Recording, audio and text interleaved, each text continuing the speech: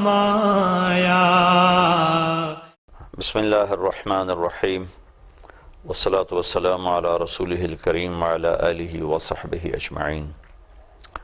میں کچھ گھریلو زندگی کے بارے میں بات کر رہا تھا۔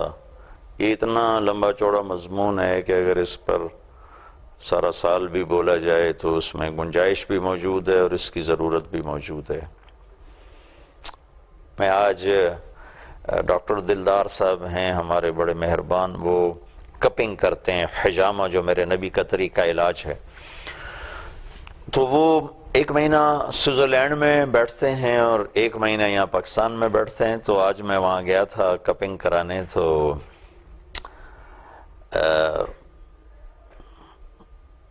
مجھ سے کہنے لگے کہ آپ کو پتہ ہے کہ خودکشی کا سب سے بڑا ریٹ جاپان کے بعد سوئٹزرلینڈ ہے۔ تو میں بڑا حیران ہوا، میں سوئٹزرلینڈ 2 دفعہ گیا ہوں۔ میں کہا وہ تو جنت کا ٹکڑا ہے اور انتہائی خوشحال ملک ہے، وہاں کوئی آدمی فقیر نہیں، سب خوشحال لوگ ہیں، فقیر ہے ہی کوئی نہیں وہاں۔ میں نے کہا وہ لوگ کیوں خودکشی کرتے ہیں؟ تو انہوں نے مجھ سے فرمانے لگے کہ جی تنہائی ہے، تنہائی، اکیلا پن، کہ لڑکی کو خامن نہیں ملتا، لڑکے کو بیوی نہیں ملتی، اولاد کو ماں باپ نہیں ملتے، ماں باپ کو اولاد نہیں ملتی، تو تنہا زندگی ہے۔ اور اس تنہا زندگی کی وجہ سے، اور انسان تو تنہا رہ ہی نہیں سکتا، جانور تنہا نہیں رہ سکتا تو انسان کیسے؟ تو تنہائی ان کو کھاتی ہے اور پھر وہ خودکشیاں کرنے پر آتے ہیں۔ تو انسانی زندگی میں سب سے حسین رشتہ، سب سے حسین تعلق وہ خامند اور بیوی کا ہے، جس کو اللہ نے اس مثال سے سمجھایا، ہن لباس لکم وانتم لباس لہن، وہ تمہارا لباس ہے۔ مثلا ایک آدمی لباس کے بغیر ہو، کتنا ہی خوبصورت ہو وہ بدصورت ہو جائے گا، اور لباس پہنا ہوا ہو تو کتنا ہی بدصورت ہو وہ خوبصورت نظر آتا۔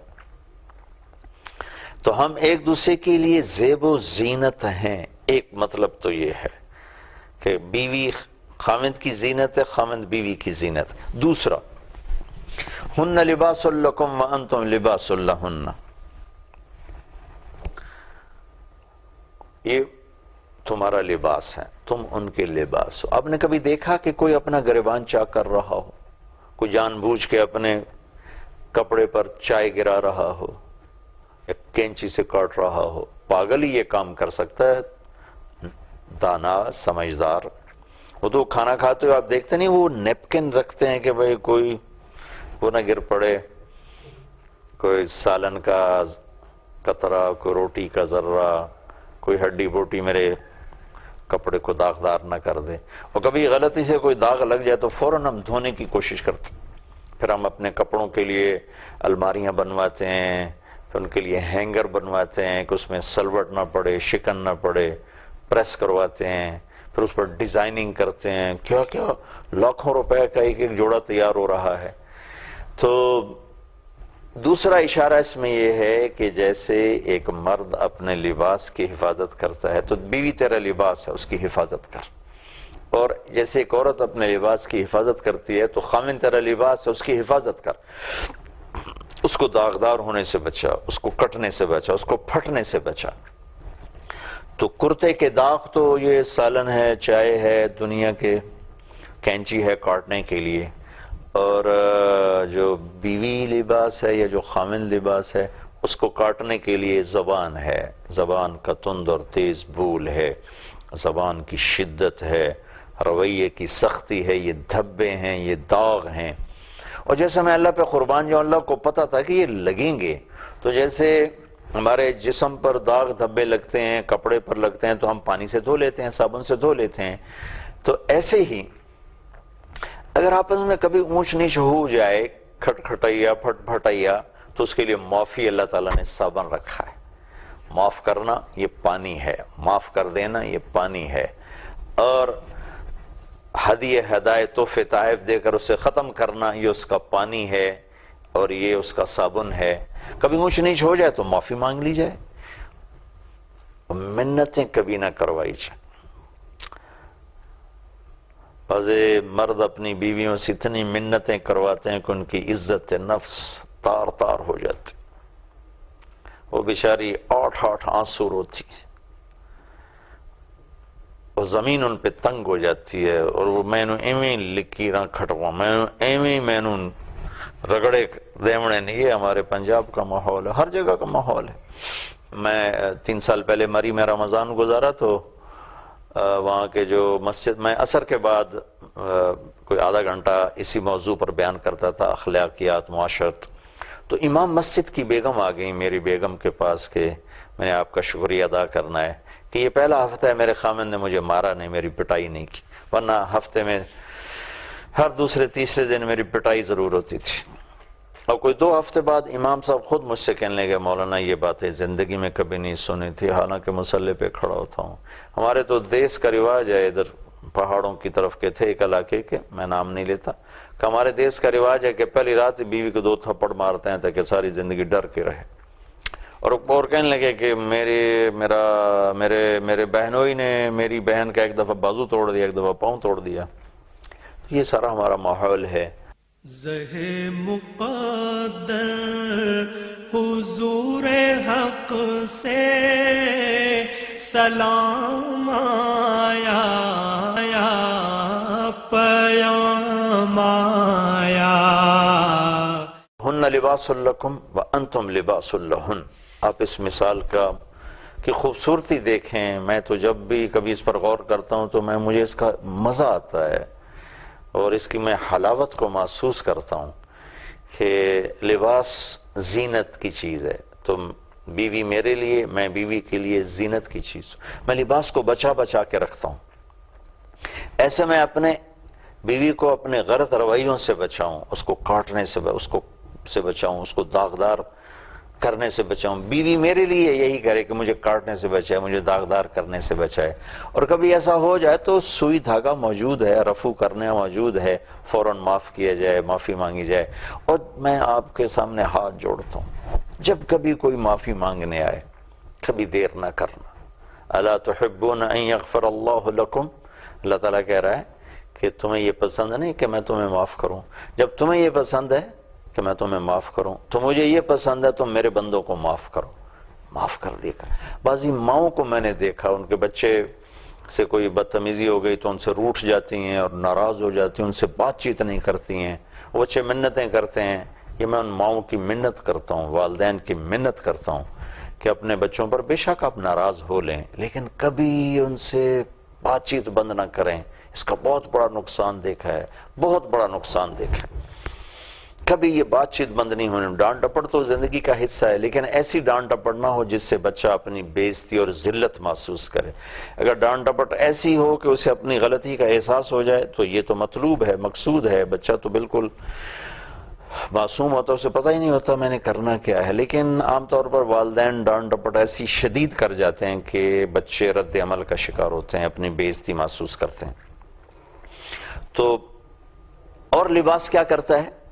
لباس یہ کرتا ہے کہ میرے جسم کے عیب چھپاتا ہے اور مجھے خوبصورت بنا کے پیش کرتا ہے۔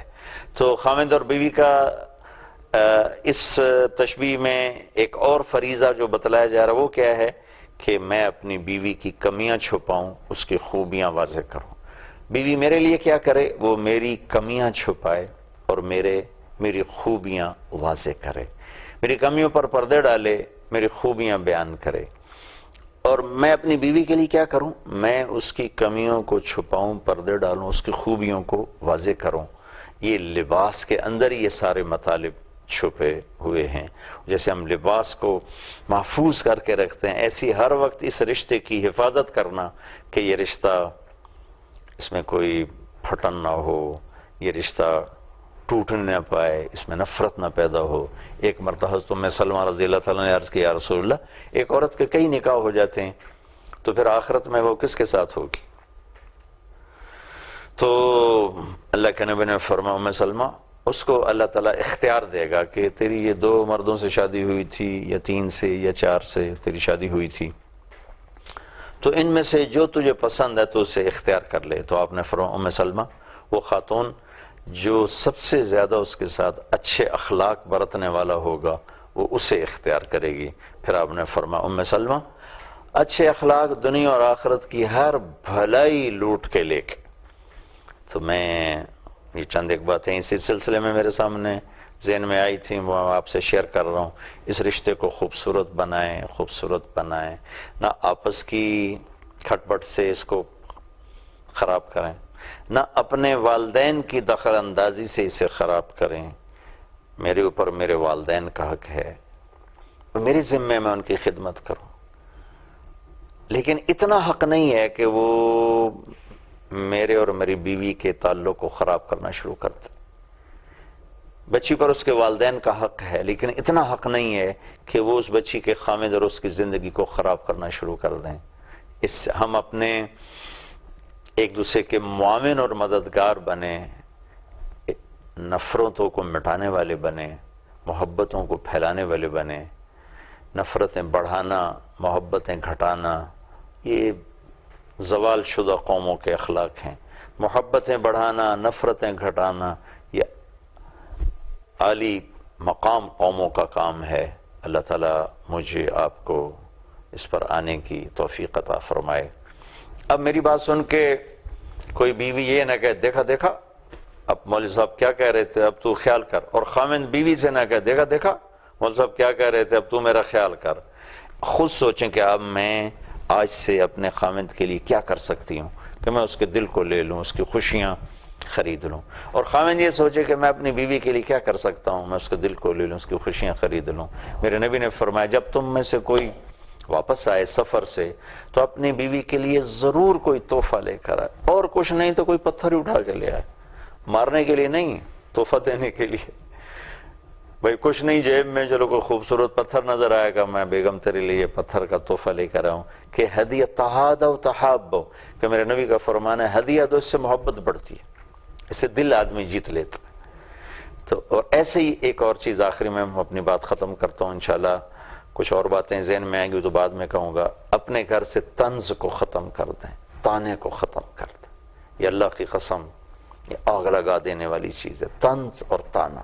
نہ اس کی ذات پر کوئی طنز ہو، نہ خامند بیوی کے ماں باپ بہن بھائیوں پر کوئی طنز کرے، نہ اس کی ذات پر، نہ بیوی اپنے خامند اور اس کے ماں باپ اور بہن بھائیوں پر طنز کرے۔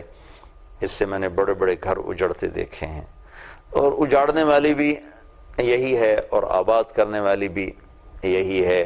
میرے نبی نے حضرت معاذ سے فرمایا تھا، معاذ تمہیں سارے دین کا خلاصہ بتاؤں؟ کہ جی کیا؟ تو آپ نے یوں کیا تھا، پھر کہا کف ھذا، اے معاذ اس زبان کو قابو میں رکھنا، سارا دین ہاتھ میں آ جائے گا۔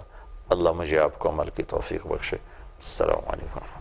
زہ مقدر حضور حق